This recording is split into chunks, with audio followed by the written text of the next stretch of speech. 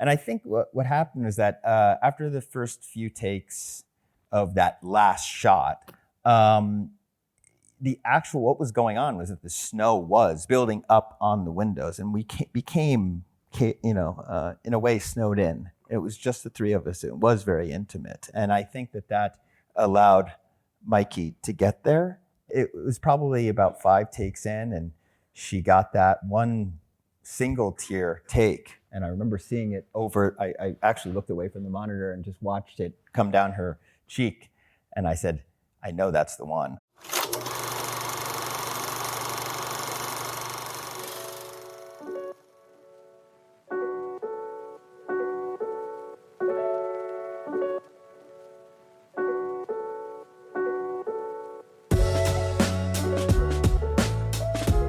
Hello, and welcome back to The Director's Cut, brought to you by the Directors Guild of America. In honor of the 77th Annual DGA Awards, we're bringing back our annual series of episodes devoted to our popular Meet the Nominees theatrical feature film Symposium. The event is a roundtable discussion with the directors nominated for the Guild's Award for Outstanding Directorial Achievement in Theatrical Feature Film. This year's nominees included Jacques Audiard, the director of Emilia, Pérez, Sean Baker, the director of Anora, Edward Berger, the director of Conclave, Brady Corbet, the director of The Brutalist, and James Mangold, the director of A Complete Unknown. These talented directors gathered on stage at the Guild's Los Angeles Theater on February 8th to discuss the craft of directing and the making of their films with moderator Jeremy Kagan. So please enjoy part 2 of our Meet the Nominees theatrical feature film special, and listen to our 5 nominees conclude their discussion.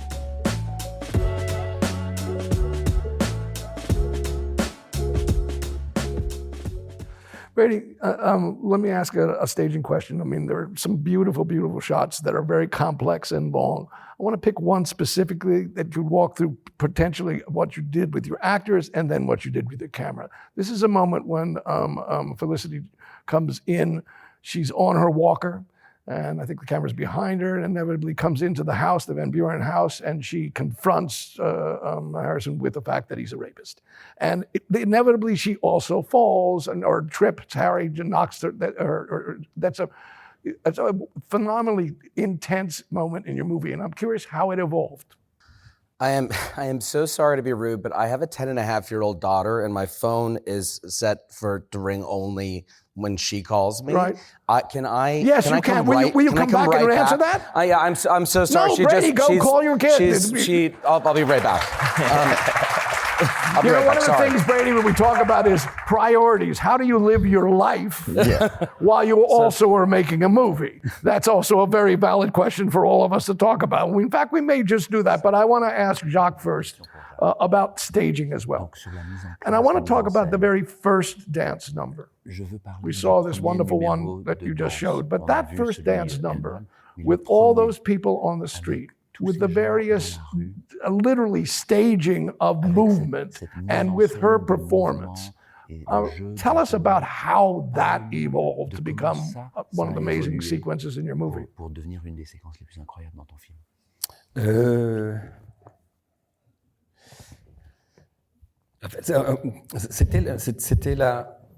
C'était la scène que je pensais au début, avant de tourner, que je pensais être la plus difficile à faire. Et donc, c'est un petit peu ma théorie, c'est qu'il faut commencer le tournage par ce qu'il y a de plus difficile, parce que si on y arrive, le reste, on aura confiance. It was the scene before we started shooting that I thought would be the hardest to make. And my personal theory is that you should always start the shoot with the hardest scene, because then if you pull it off, you'll have self-confidence. Very smart. Et donc, alors ça s'est fait quand même. Il y avait beaucoup de choses qui interféraient dedans. Il y avait Zoé qui devait chanter et danser. Il y avait toute une figuration qui devait chanter et danser également. Et on avait un petit problème, c'est que on avait de l'argent mais pas trop, puis surtout on n'avait pas un décor très grand. Tu vois comment le décor devait faire la moitié de la salle à peu près. Et donc je devais la première chose qui devait qui s'est posé à moi comme problème, c'était de comment créer cette profondeur que je n'ai pas. Vas-y. J'y vais. So there were lots of things involved with this sequence. You know, I had Zoe singing and dancing, lots of background actors also singing and dancing. And then I had this little problem, which is that we had money, but we didn't have that much money. And we also didn't have a very big set. The set was about half the size of this room. So I had to solve this question of how to create depth in this relatively small space. Was it on the stage? Sorry? C'était sur un plateau. Un plateau, pardon. Okay. It was on a soundstage. Un studio. Et au tout début, tel que c'était écrit, c'était Rita descendait de chez elle. Et puis il y avait un marché, comme il y a des marchés à Mexico. Elle traversait le marché. Et alors l'idée que j'ai eue, d'une part, pour dynamiser tout ça, et pour que ça ait d'une certaine façon qu'il y ait une espèce de sens induit, c'est que elle arrive dans une rue déserte et le monde surgit derrière elle et le marché se construit en même temps qu'elle avance.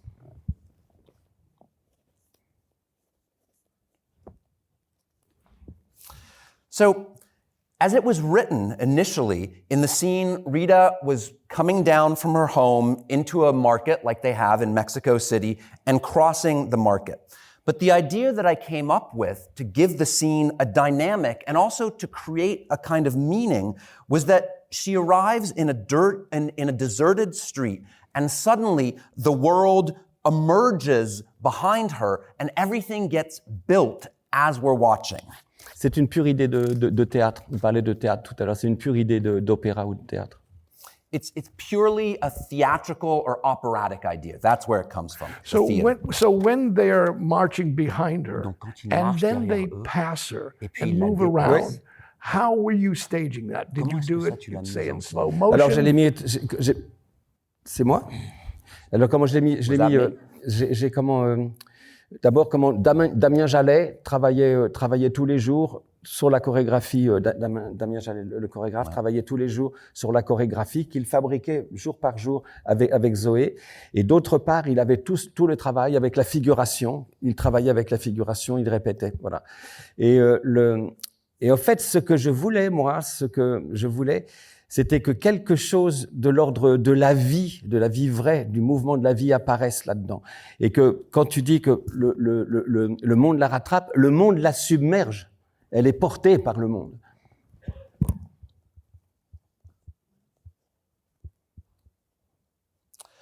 So our choreographer, Damien Jallet, was working every single day on the choreography with Zoe. They were creating it together, and at the same time, in parallel, he was rehearsing with the background actors. And what I wanted was for something of real life, of the movement of real life, to appear in this scene. You know, I was saying the world appears, but really it's the world is catching up with Rita and is submerging her. Et qu'elle soit ce que je voulais, c'est comme les figurants travaillaient de leur côté, Zoé de l'autre, c'est que d'une certaine façon, quand on a commencé à tourner, j'ai jeté Zoé sur le truc et elle est bousculée par le monde. Ça n'est pas complètement réglé. Elle se prend des petits trucs dans la figure, des machins comme ça. Elle doit se battre, tu vois. So what I wanted, since the background actors were working on one side and Zoe was working on the other, when we started to shoot, I just threw Zoe in on the deep end, and in a sense, she gets jostled around, pushed around by the world. There's all these little things that she has to work out as she's going that are disturbing her. Et comme j'avais pas assez de profondeur, en fait, on avait divisé le marché en 3 parties. Et donc, on utilisait une partie, on faisait le raccord, mais hop, il y avait l'autre partie arrivait comme ça. Donc, c'est comme s'il y avait 3 marchés qui se construisaient à la file, quoi. Mm-hmm. And since I didn't have enough depth, we built the market in 3 parts. So we would be shooting one part of the market, and then whoosh, the other part of the market would be there. It was like we had these 3 parts of the market, one after the other, coming up against each other. C'était un gros bazar, en fait. It was a big mess, actually. So there's a moment when someone, because it's talking about violence, there's a moment when someone gets stabbed. Do you remember how that moment emerged? Was that sort of in your script? Did it? Est arrivé? C'était dans le scénario? Oui, c'était dans le scénario, mais c'est pas le moment dont je suis le plus fier. Je trouve ça un peu... That is in the screenplay, but to be honest with you, it's not the moment I'm proudest of. In that scene, what is the moment you're most proud of? Alors, quel est le moment dans cette scène Le moment dont où tu es le plus fier? il y a un moment que c'est terrible de dire du bien de ce qu'on fait. It's terrible to compliment what you do yourself, Mais en fait, j'aime quand même ça. but I do like it. Le meilleur, le moment que j'aime le plus, parce que je trouve que Zoé est absolument irrésistible, c'est quand une planche arrive, l'ordinateur arrive et qu'elle chante assise avec les danseurs derrière. J'aime tout, j'aime la lumière, j'aime l'interprétation de Zoé.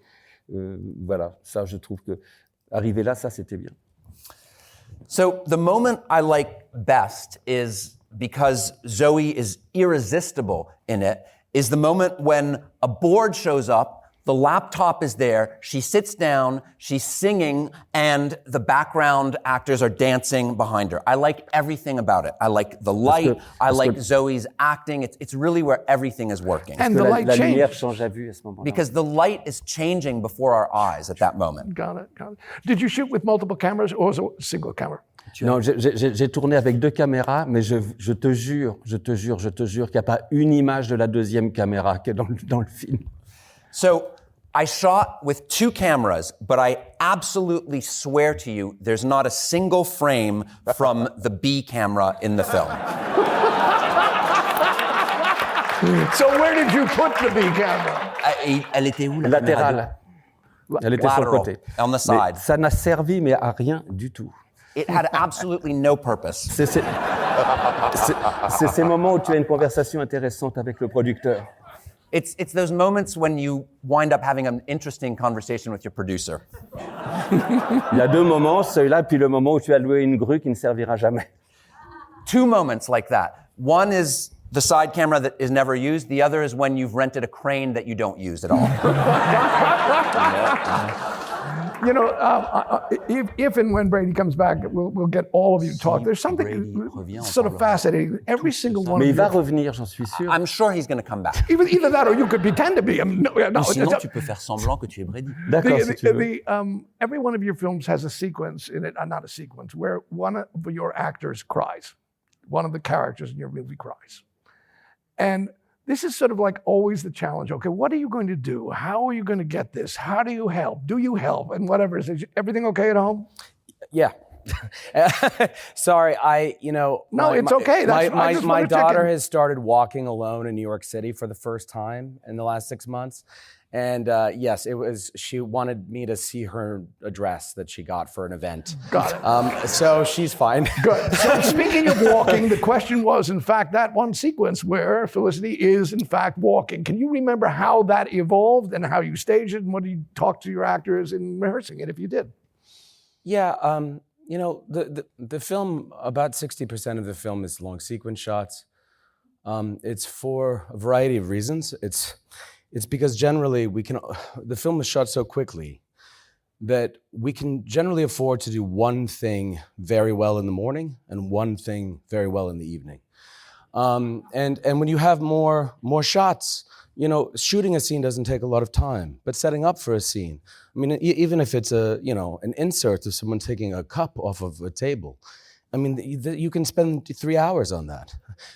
Because it always looks wrong. And so there's formal reasons, of course. I mean, in the screenplay, there are notes about the lens size, there are notes about what are sequence takes, which are not. But it's also so that no one can touch it editorially. I've learned to protect myself by not providing anyone with any options. Except yourself. Yes, I mean to protect my film. But you're providing yourself with options. No, I provide myself with no options because if I provide myself with options, I also provide everyone else with options. So it's very, very important to protect the integrity of the piece, that it cannot be cut. And for a film that, was always going to be long, it was very, very important to me that no one had a way out. And so No, I mean it. I mean, it's the John Ford way. It's I you remember, just... if you use this close-ups, they'll use them. I got Yeah, it. no, for sure. But this sequence, the thing that was quite tricky about it is that, VistaVision, because the film doesn't run vertically through the magazine, it runs horizontally. So as it gathers in the mag, it starts to tip a Steadicam. So we had to figure out a sort of counterbalance system for it, which was complex. Essentially it was a shot that was supposed to, we're on a dolly for the first 2.5 or 3 minutes of the scene, and then we come off the dolly. And my extraordinary Steadicam operator, who I've worked with for years, and I don't like Steadicam very much. I don't like the glide. There's something about it that I prefer to be on. I prefer other devices if it's possible. But because of the upstairs, downstairs nature of the thing, it was really the only device. And my Steadicam operator, Attila, is just absolutely brilliant. Knows that I like everything to be very, very precise. Not a lot of finding it. And especially because of the celluloid gathering in the magazine and him having to constantly make adjustments. We only shot it 6 times. So we rehearsed it all morning and for many hours because there was a stunt in the middle of it. But then I'd said to Attila, when you come off of the dolly, I was like, what's the best way? Because you have to choose a standard mode or a low mode. But when she's getting dragged across the floor, I really want it to be absolutely, violent. So he was like, no problem. And he just started hitting the magazine over and over again. So the film is actually shaking in the gate. And it was quite remarkable, like to see it sort of, when we got our scans back, it was like insane. So, we had 6 takes. We had 5 ones that could have gone in the film. They were all really exquisite because I think everyone was so concerned about it. The squeaky wheel gets the oil. It was something everyone was very nervous about. And then the first take was quite usable. I think we used take 4. Tell me about talking to her and talking to them, because you have a big cast in this. Not a big cast, but you've got your key characters in the scene. Yeah, it was also Felicity's second day. What? So it was a. Felicity is actually one of the few people that was working on in the cast that I'd known for many years. Mm-hmm. So I knew her since I was a teenager. Got it. And so, but still, obviously, we hadn't seen each other in a long time, and it was the first time that we were working together in this capacity. And I was just afraid also to hurt her, because the only way to drag someone across the floor is to drag them across the floor. But she was really like a great sport about it. And, they were all such consummate pros that no one missed a syllable. I was very lucky to be working with a group of actors that were so technical, because that's not always the case. And I also don't expect actors to always be that technical. But they were a very well-oiled machine. So it actually went quite smoothly. It's always the simple things that you end up like. The wheelchair was broken, the one that we liked for the film, and this wheelchair, you could not get it over the threshold of a door. So we would shoot any scene with this wheelchair over and over and over again, because it would always be the end or in the middle or whatever. So what sought to be simple wasn't. Exactly. But in this shot, she makes this major accusation. This is one of the most sort of attack moments. Sure. Do you remember what you and she talked about, or did she just walk in and she got it and you were stepping back, or do you remember? I think it was quite clear from the screenplay. Right. I mean, the beats are written in, and I mean the screenplays are very, very they're very, very specific. And I think that, When you say specific, are we talking about there actually will be a line describing an emotion other than the dialogue? No, not really emotion, but they're technically very specific. So it's like, we pan here, we tilt here. And so they kind of know from reading it sort of where those beats are. And then, of course, you respond to the rehearsal. There were a couple of things that were sort of in the wrong order, like sequentially in terms of dialogue and how it built. So we made some changes, but no, it was it went as smoothly as it really could have. But it's a beautiful sequence take, and there were things that were technically very complicated about it because it's one of the only scenes in the film that's lit for a 360 environment. And unfortunately, when you're lighting for a 360 environment, it can really look like a soap opera. And when you're making a melodrama that is a 1950s melodrama, it can dip into soap opera really fast. Right. So I think that, for Lowell, trying to find a way to shape the light and a space where there was really nowhere to hide was what was actually the most complex thing about it. But the performers, I strongly recommend them. Like they showed up prepared. Good actors are good actors, Yeah, and no sure. question. Now, as I was saying, just there is something that happens in terms of performance in all of your films, which is that someone actually cries. And I'd like to hear you talk about it. And Edward, I'm going to start with you because there are two amazing scenes where Rafe does break down, one early on and one, that separate one when he's looking at the glasses. Talk about dealing with helping an actor cry. Rafe doesn't need help, especially not from me when it comes to crying. So the first scene is not scripted. It just he just did it. I didn't expect it. But well, we spoke about sentimentality or emotionality a lot before the movie, and about the restraint of the performance. It had to be a restrained performance, and a restrained performance doesn't show emotion. It doesn't cry a lot. But this dead Pope was near to him, and so when and that shot came pretty much. It has a lot of. I knew that scene. I was really nervous about that scene because there's 5 guys in a tiny room, all need to be shot, and Rafe sees so many details.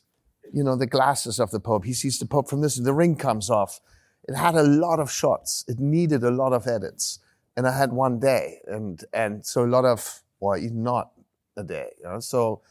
It just needed a lot of different shots, and I like good lighting. I don't want to rush the camera because the light if the light's, I'm not going to use the shot. So, but by the time I did that close up on Rafe, which is the final shot of the scene, there was pretty much. Actually, that's not true. I probably started with him, so just to get his close ups out of the way, or the wide shot, and then I just focused on Rafe. But, it was his last shot for this, and then I would continue on the other ones.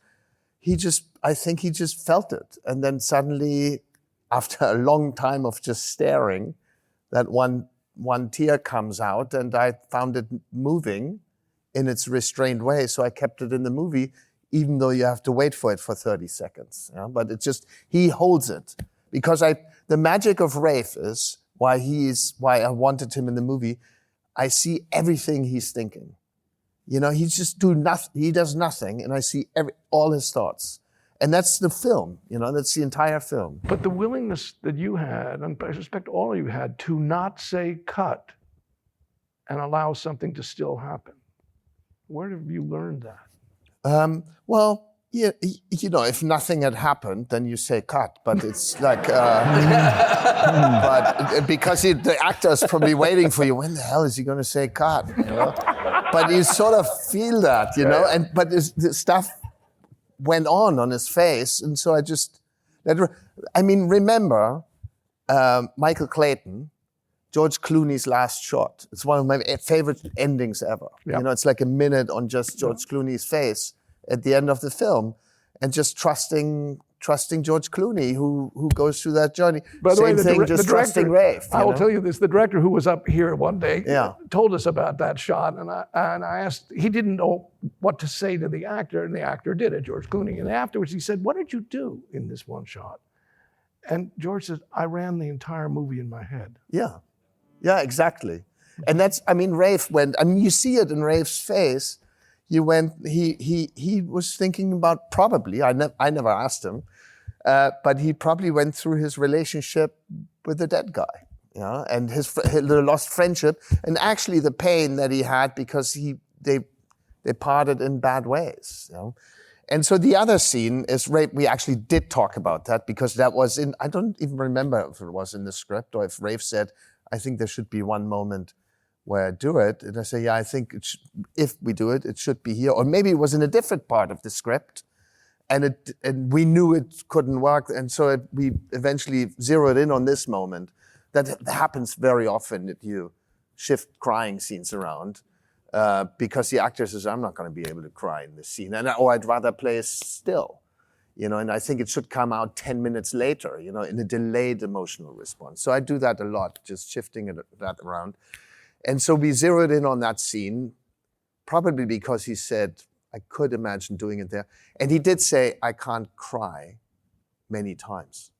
I can maybe do it once or twice, and it's very hard for me. He said that.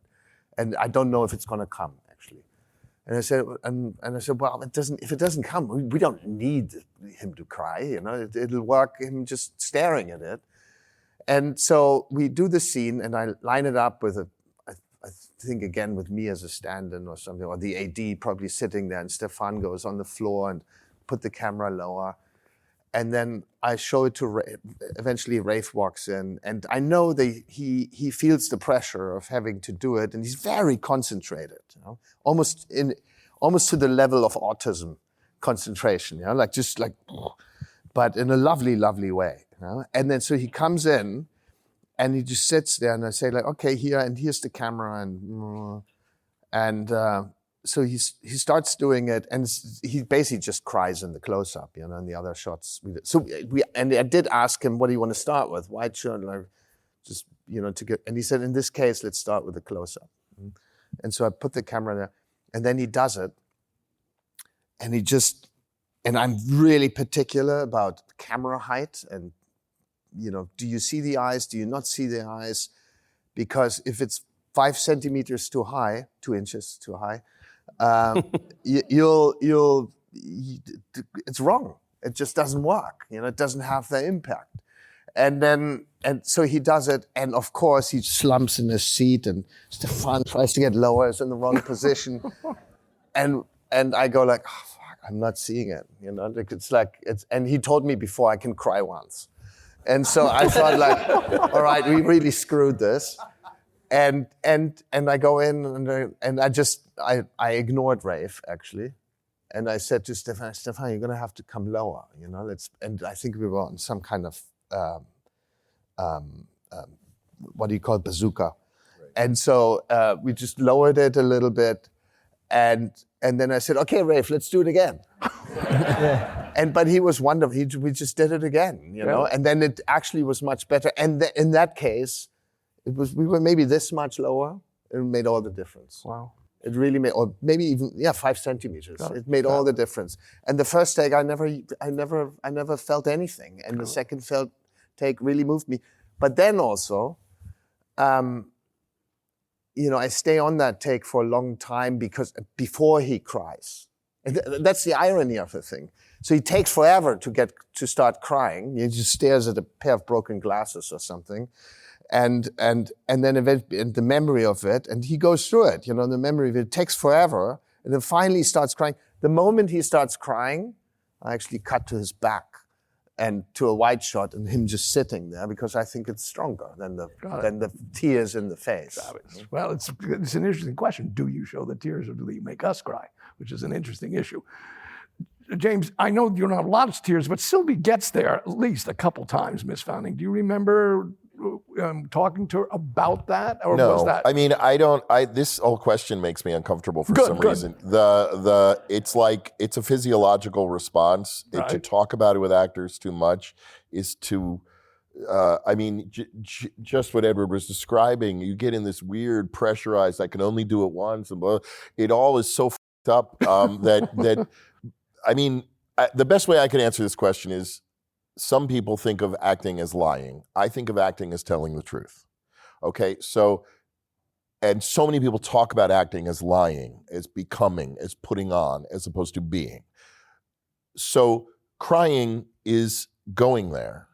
And therefore, and it's one way to solve a scene, but it's not the only way to solve a scene. There's ways to talk about it where I need to feel you open up here. I need to feel vulnerability to what she or he is saying here without getting into, I want you to have a bead of sweat come out of your temple at this moment. And that, I mean, even if your goal is that you would like in your imagination for the actor to cry, whatever that means, because sometimes that can mean the worst acting you've ever seen, in a scene, because actors live in truth, they're good at spotting liars because people lie to them all day. You're so awesome, you know. They don't believe you. So the point is, they know if Edward wants him to cry, or I want him to cry, or Brady, or if any of us want or have an expectation of that in the scene, they knew that weeks ago. They read the script. They know. You don't need to say it. Like, you don't need to label it. You don't need to create pressure around it. You need to whisper and tippy toe, and maybe you'd like to cry. How does that help? Maybe. Well, how does that help anyone? That's like, does the maybe take the pressure away? No. And so it all becomes a quagmire, which friendship with the actor, allyship, being in league and sync with one another, understanding the scene, understanding the anxieties the actor may feel about failing you to achieve the thing you need.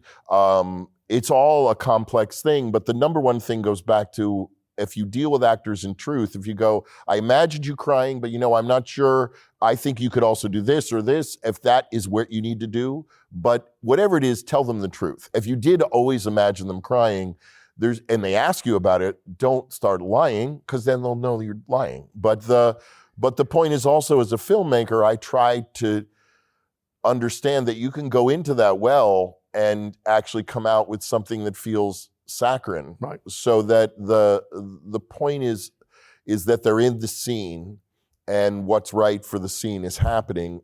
And we're thinking of Edwards. Ray Fiennes holds the lens, whether there's water in his eye or not. By the way, when Sylvie does have that, do you remember it? When Sylvie what? She gets moved a couple of times while she's watching. Yeah, we never talked about it. You didn't, and that was just there. But I hardly talk about anything. I mean, well, you're talking now. Come on. No, but I mean that specific stuff like that.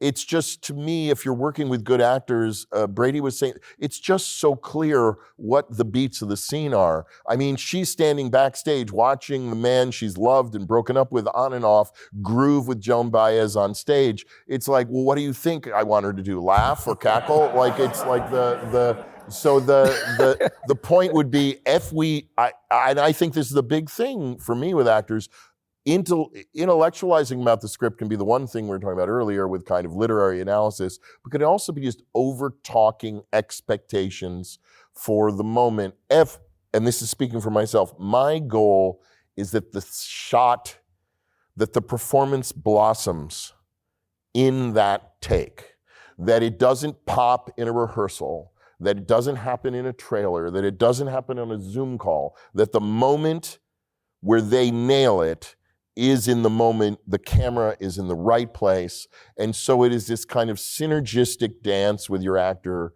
that is unspoken about trying to arrive at your mutually land at the same destination. Let me pick up on that. Yeah. Then on a scene where that's true, and this is actually the organic response of honesty that you're talking about, but you may say, I want to do another take. What's that going to be based on if you felt that true? I generally shoot until I see start to plateau or go down. I don't see any reason. I mean, why are we here? We're here to shoot. We did all this to get here and shoot. Like, I'm thinking of George Clooney or Rafe. Why are they going to be troubled if he takes a long time to say cut? That's all reason he's here. He's in a close-up in the movie. What, he wants to be back negotiating with his agent in the trailer? He wants to be in a close-up. Go back to your thing of I want another take. What's that going to be based on? My take would be... No, I want another take. You're saying to the actor, I want to do one more. What's that going to be based on? In terms of what I just said, if it's still going up, if it's getting interesting, why stop? So you'll do another take because there might be something better might evolve. This idea of going, I got a good one, I'm good enough. Like I go, well, I like to feel like something. I like to feel, and I tend to think most actors like to feel like they got a shot at shaping it. And then you and they know the second they're squeezing the rag or kind of the orange, it's just kind of like, I kind of tapped out on that. And that's when, if you keep doing takes, you're gonna, I mean, any one of us would feel like, do it again. It's like I'm burnt. And Got it. Are you so insensitive that you don't see that nothing's of worth is coming from this? Yeah. The end of Anora is a remarkable moment in terms of performance. Can you, and I'll say tears are there, but that's not really the issue, but certainly she breaks down, which is sometimes what tears come from. Yeah. Can you talk about how you evolved that scene? Well, we kept pushing it further and further back in our schedule because we wanted to shoot in actual snow. And it was the first New York winter with no snow, and like, so it was actually a lot of stress building up with everybody. Everybody was anticipating this, especially Mikey. In the moment, and then of course when we actually had to shoot over the course of 3 days because of logistics. The sun creeping up over the building behind Yura, us permitting issues, just stuff like that. And so even within. When we actually got to shooting, there was a lot of stress going on. A lot of, at one point the NYPD was kicking our cones because we went over. So, but inside that car, just to break the fourth wall, I'm literally like 1.5 feet behind Mikey and Yura in the back seat with the monitor, just talking with them. And I think what happened was that after the first few takes of that last shot, what was going on was that the snow was building, the fake snow was building up on the windows, and we became, in a way, snowed in. It was just the three of us. It was very intimate, and I think that is what allowed Mikey to get there. And it did take a few takes, and she did have her own tools. I won't disclose that because that's her business. But what got her to that place, and I needed the tears. I absolutely needed the actual crying, the waterworks, as she put it. And I remember, I saw this wonderful documentary about the making of The Idiots, Lars von Trier's The Idiots. And there's a great, when they're trying to get that last tear at the end of the film, and he couldn't get it at first, and the actress wasn't crying. And from what the documentary made it seem like, it took hours, but he just stood there with the camera. We're not wrapping until we get that. And that taught me a lot. Yeah, no, you can't move on if you need tears, you got to get them.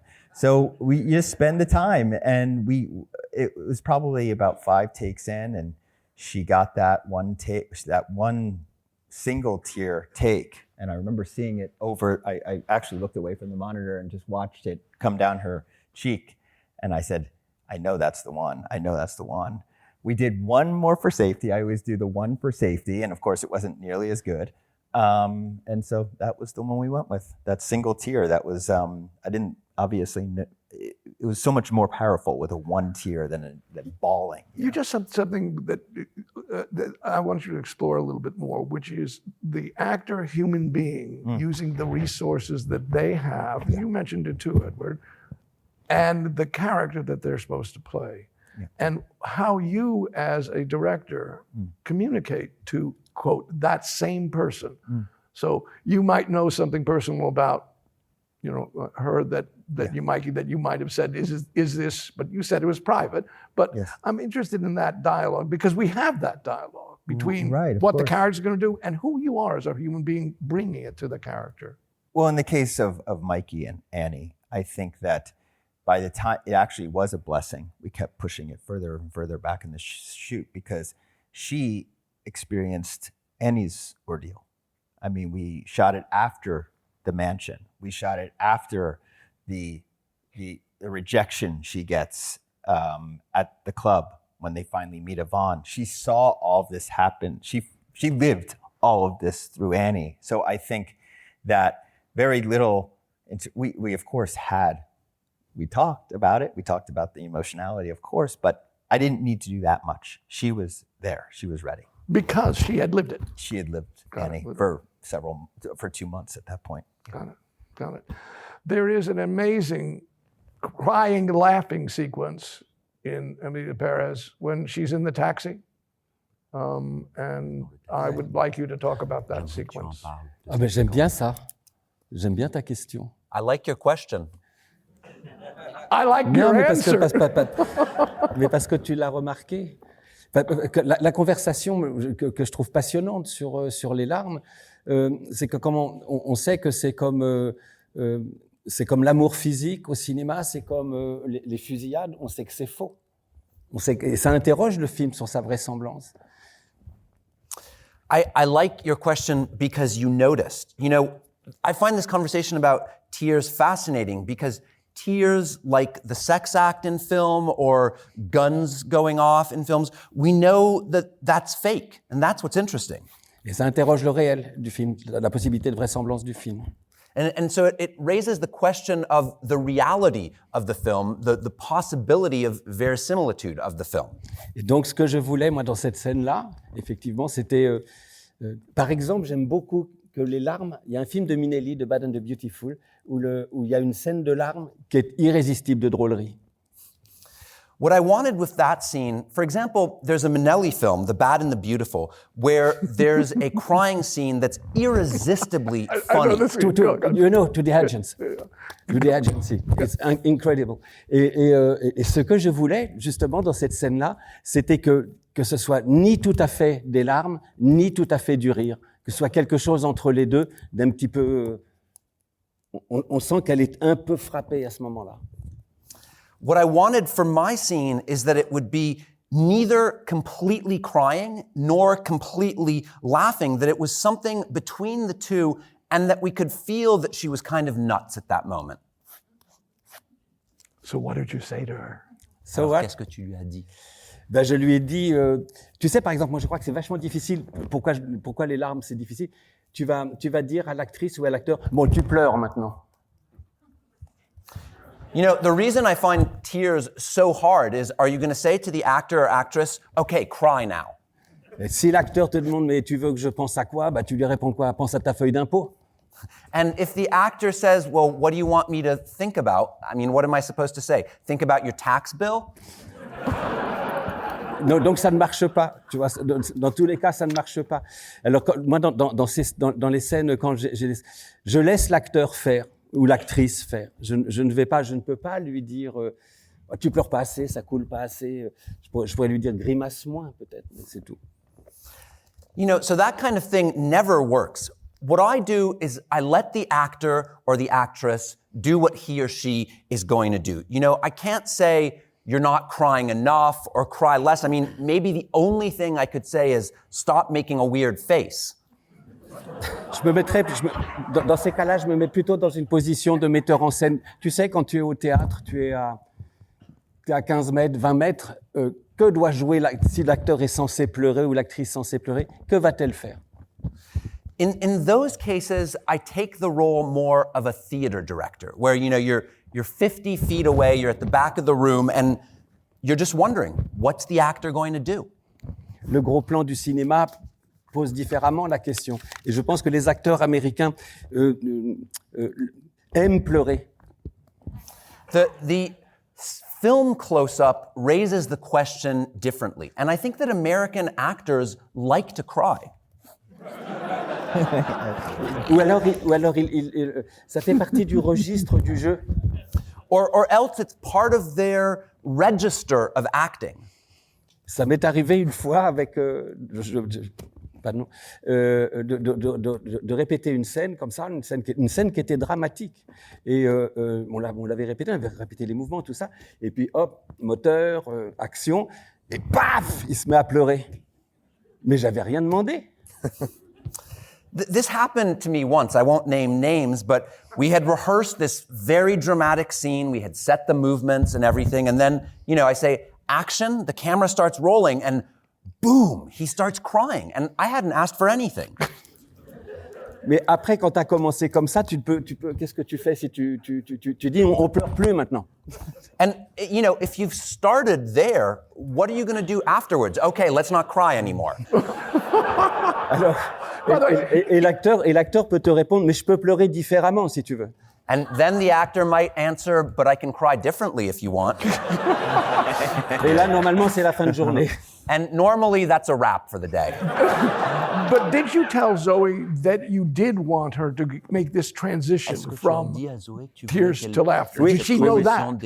Oui. She knew. Got it. And do you remember? Mais après, c'est elle qui pardon, excuse-moi. Après, c'est elle qui s'est complètement dirigée dans la scène. But after that, she's the one who completely directed herself in the scene. Got it. Did you do a number of takes? Tu as fait plusieurs prises? De mémoire, là, t'es dur. You're being a little tough on me, asking me to remember that. Oh, okay. Non, mais je pense pas, non, forcément pas trop, tu vois, deux. Obviously, not too many, you know, a couple takes. Sure, I got it. Tears. There is an amazing moment when he meets, I guess, his cousin when he gets off the train, and talking to Agent Brody. And can you talk about how that one happened? Sure. No, sorry. I mean, it's hard to speak more eloquently on the subject than all of my, you know, esteemed colleagues up here. You know, the role of a director, you know, you're conducting an orchestra. You're not the first chair cellist, you know, and so you're responding and you're conducting, you know, a little more, a little less, a little more, a little less. And you try to create an environment which is going to, you know, be conducive to whatever it is, you know, that you're trying to achieve, whether it's a very intimate scene or a very loud scene, a very quiet scene. You know, it's described in the screenplay that he wails in his cousin's arms, and so, you know, he knew what to do, and then, you know, we tried variations of that. You know, I think most importantly, what was mentioned, you know, earlier about at a certain point, you feel that everyone's all tuckered out, and it's you know, the peak is the plateau, and then it's done, and then you move on. So, you know, I'm really just the first viewer. The role of a director is to not only curate, but just to respond. And so, Audience of one. Yeah, absolutely. I mean, I think that there's something quite interesting, which is that because I grew up working with so many filmmakers, you know, the best filmmakers that I worked with, including Lars von Trier, and The Idiots is probably my favorite film of the 1990s. But, you know, they don't play the role of the director. They just are directing the film. And it's a funny thing because I think that especially in the beginning of one's career, I think people feel a responsibility to perform the role of the maestro, you know?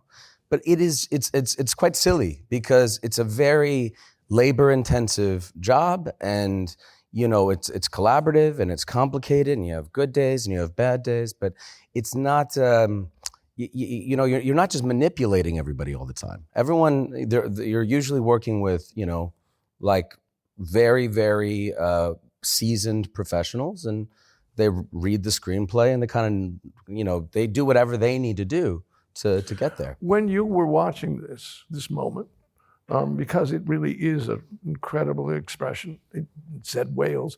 Do you remember your response as the audience to that moment? Do you remember, do you remember it? Yeah, I thought it was quite good. And, you know, it was shot with 2 cameras, which I do very little cross shooting, but I wanted there to be this very specific 90-degree cut. And so we shot it that way in the event that if it actually worked, that we'd have it from both sides. And because I wanted the master of the bus to be on a large format, and I wanted the profile to be on a 3-perf camera, So so that's what we did. And the thing is, the large format camera is like a sewing machine. It's very, very loud. There's actually only one blimp for it in the world, which I think Giovanni Ribisi owns, curiously enough.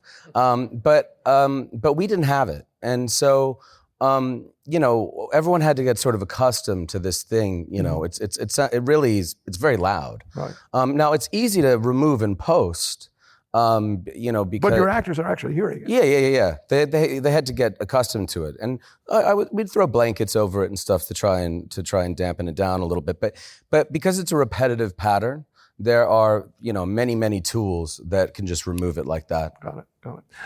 This is going to be my sort of last question for you. It's a big question, but I'd like to deal with post-production and talk about your process of not so much working with the final mix, but your process is in editing and how you approach it, and what shifts for you. And Brady, go with that, and we'll come around. The post-production process for me is usually my favorite part of the process, because you're sitting there with your footage, and you've been like Sisyphus for years, and the boulder keeps rolling back down the hill, but finally you have the footage, and there's only a few ways to put that footage together, at least in a way that makes sense, and so. At that point, it becomes sort of, it's a puzzle and it's problem solving, and there's even if you shoot 14 takes of something, of course you can dialogue edit it, for weeks. So it's because I'm shooting mostly long sequence takes, I'm only usually working on the sound. So it's the offline, the post-production process for The Brutalist was 22 months. But the offline, the editorial, that was only 12 weeks because it could only go together one way. Got it. So I, Would you work? Do you work in and out with your editor? Are you in the room all the time? And what's your relationship? I am in every room all the time. I'm in every room. There's no, I can't, I truly, it doesn't work for me. To not be a part of any part of the process. We graded the film for 39 days. I was grading it there for 39 days. Every single print that we made of the film, I personally reviewed. It was exhausting, and because it really taught me a lesson to make the next movie a little bit shorter. But I'm like, but really, I was really getting like a taste of my own medicine. But the point is, you are there all the time. This is not. Yeah, no, of course, because the thing is that there is no part of the of making a film which is not very, very important. I can't give something to a dialogue editor. I don't understand that at all. I just don't get it. Or a music editor, I have no idea what that even means. I'm working with a very small group of people, and we do it. For 22 months, essentially, we were a crew of 4 people. Got it. And but the mix was complicated because we couldn't afford to mix the film for longer than a month.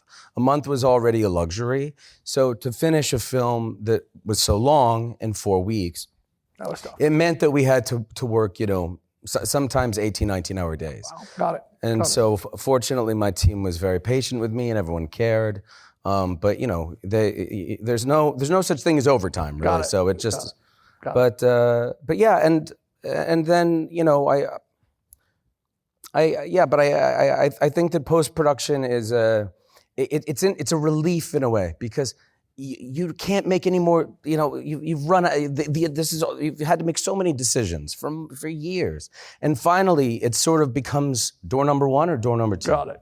It's good. Well, door number 2 for Jacques, your post-production process on this film. Talking specifically more about editing, if you will. Du montage. Tu vas voir que, comme Emilia Pérez étant un musical, c'est un petit peu différent quand même. You'll have to admit that since Emilia Pérez is a musical, that changes things somewhat. Il y a vraiment plusieurs couches de prise de son, de plusieurs type de mixage, etc. Alors, j'ai pas il faut plutôt que je mette l'exemple Emilia Pérez de côté et que je parle de ma façon de travailler habituelle. Parce qu'elle n'a pas changé. So, with a musical, there's several layers, there's several different layers of sound takes, types of mixing. I think it's best if I put the example of Emilia Pérez aside and talk about my general process, which has always been the same. Alors, comment je travaille avec Juliette Welfling, la même monteuse depuis mon premier film. So I work with Juliette Welfling, who is the editor I've worked with since my first feature. Donc, elle en a monté 10. She's edited 10 of my films. On s'est connus quand on était assistant monteur, il y a 1000 ans. We met when we were assistant editors about 1,000 years ago. Et que quand je tourne, ce que je disais tout à l'heure, je ne regarde pas les rushs. C'est Juliette les regarde. Quand quelque chose ne va pas, elle me le signale. So when I shoot, as I was saying, I don't look at the dailies. Juliette looks at them, and if something's wrong, she lets me know. Que c'est elle qui fait. Elle arrive elle commence à monter une semaine ou 10 jours après le début du tournage. She starts editing 1 week or 10 days into the shoot. C'est elle qui fait tous les choix. She makes all the choices. Et qu'à la fin du tournage, elle me présente 10 jours, 15 jours après la fin du tournage, elle me présente un premier montage qui ne doit pas dépasser de plus de 10 minutes le minutage de la script. So 10 or 15 days after the end of the shoot, she shows me a rough cut, which must not be more than 10 minutes beyond what the script supervisor calculated. Et à partir de là, on commence à travailler. And that's where we start working. Et que moi, j'ai le sentiment, c'est un sentiment qui s'est de nombreuses fois répété, c'est que j'ai le sentiment que je n'ai plus à intervenir sur le film la première semaine de mixage, où là, tout à coup, tous les paramètres sont placés, et c'est le film auquel j'avais pensé, en fait. C'est à partir de là. C'est la première semaine de mixage. Oui. Là, tu arrêtes d'intervenir, ou tu commences. Non, j'arrête d'intervenir, ça, okay. Le film est là. So, I have this feeling, and it's a feeling that has been repeated numerous times now, which is that I no longer need to intervene in the film once we reach the first week of mixing. At that point, the film is there. Et contrairement à Brady, je ne vais pas tout le temps à la salle de montage parce que Juliette ne veut pas me voir. And unlike Brady, I don't go to the editing room all the time because Juliette doesn't want to see me. We'll stop there. Mais on s'aime beaucoup. But we really like each other. Edward, tell us your post-production process, particularly editing. This is our last question. So, I love it. I think to me it's also my favorite part because now you're just basically 2-3 people sitting in a room, and I love and I love all the parts, but editing is like quite relaxing to me. First it starts, and you are very nervous about because you see the film first and actually think it's super boring because it's too long, and I don't know, you see all the mistakes that you made right up there on the screen, and you panic a little bit, and then you start, okay, let's start working, and you start with the first scene, and you think, oh, it's actually kind of like we thought it would be. You realize it's all there, or you think like, oh shit, I really screwed up that performance on that day. You go through the text, you say, oh no, we did another one, and it's actually better. So bit by bit, you find that it's actually there, and the reason why you moved on the day had a reason, And then with this film in particular, but I think I've discovered that depends on the movie. Again, it's like Sean's film's the opposite, but the lesser cuts, the better. So the first edit, probably the assembly, probably had 10 times as many edits, like just going back and forth on the lines and covering everything. And then this time I just said, like, why are we cutting so much? It's much more interesting to just stay on Rafe, stay on Isabella, and cut in the right moment. Just cut in the right moment. And I also had the idea of just using every shot once. I didn't want to cut back to the same shot again. Fincher does that beautifully, I think. He just puts the camera in a point to make a point. It makes a point. And on this movie, Pakula was a big idol. And if you watch, what's the movie? President's Man? Parallax View. Great Parallax View. There's a scene where Warren Beatty, the star of the movie, producer of the movie, is from behind for 2 minutes in the dark. Yeah. And it just cuts around once in the mid shot onto him at the right moment. And so the director, Pakula, directs the audience's gaze, that's part of it. Got it. And so here I just wanted to cut when actually the one moment the scene shifts and then cut to the reaction and then just stay on the reaction. And I also found that you can destroy a performance with editing. You can shape it, but you can also destroy it. And just staying on these wonderful actors, staying on their emotional interior. Again, it's the interior journey. I wasn't so much interested in the plot, but on the interior journey and how they change from one emotional state to another emotional state on a scene. You can best see actually when the take's uncut because they do it, as the scene unfolds. Got it. James, for you, post-production, particularly editing? I love it. So much. It's so interesting to hear how everyone processes it. I mean, there's several different things that come to mind to say. One is, I think, I've tried to, over the years, try and do away with this kind of editor's cut thing, where you're gonna not look at your movie until they show you your movie. I can't take it. It's like enforced mass depression. Like, here, confront your movie where we contradicted anything you wanted us to do, and it's 4 hours long, and you're gonna, and now deal with it. And no, that's a part of my life I'm editing out of my life. So I try and cut with them while I'm shooting. I learn from my footage. They learn from my reactions to the cuts. We're sooner to having a movie, which is always good because studios or financiers can be nervous. So you want your shit looking good as soon as possible that you can at least show them a nugget and make them go, oh, fuck, it's a movie. And then they go away. But the other parts are the interesting things to me are in narrative, dramatic films. One is I do feel, I agree with Edward that every discipline can exercise their discipline too much.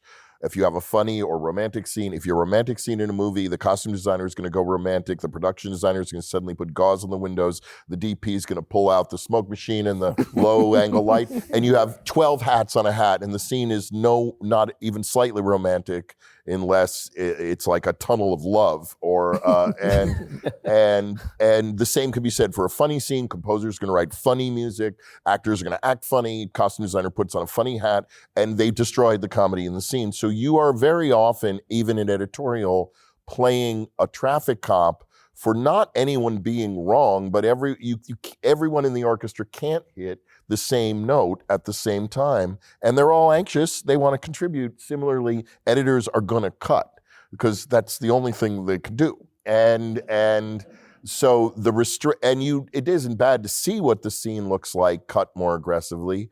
And I'm also a big proponent that I think in the last 20 years, I think there's been this kind of ludicrous, almost like cutting is some kind of tragedy, that I had to cut. And it's like, so did D.W. Griffith. It's okay. Like that this oneer, like this kind of athletic kind of stunt pursuit of the endless oneer. Well, I guess it's already been achieved now, but it's like, it's still always a lie. There's some digital glue putting it together. It's like the cut can be beautiful. The single take can be beautiful. All these things have their roles.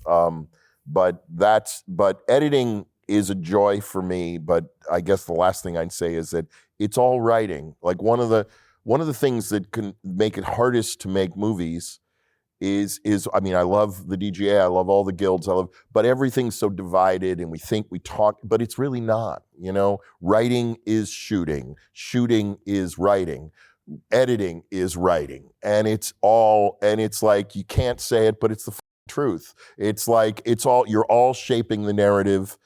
And being someone, you kind of have permission to do it, say it if you do all three, but the reality is that they are not separate. They are they are a giant continuance from inception through the final mix. And that's why Brady's there all the time. And that's why, we're all there all the time. Yeah. Sean not only says casting, but sometimes it says editor. Oh yeah, always. Let's talk about your approach. But I wish I wasn't going to. We got to talk afterwards because you guys got to give me pointers. Because to tell you the truth, it's for me, it's like life shattering every time. It's like literally my life falling apart. Yep. Up until Florida Project, my post-production caused a separation with, not only a permanent separation with my significant other, one time being a divorce. It is not fun for me because I'm stuck with this footage that I can't go back. I can't do pickups. I have to work with this, and so it's very, and also my whole process is ridiculous. I wait 3 months before, and I've had that luxury, and I consider that a luxury.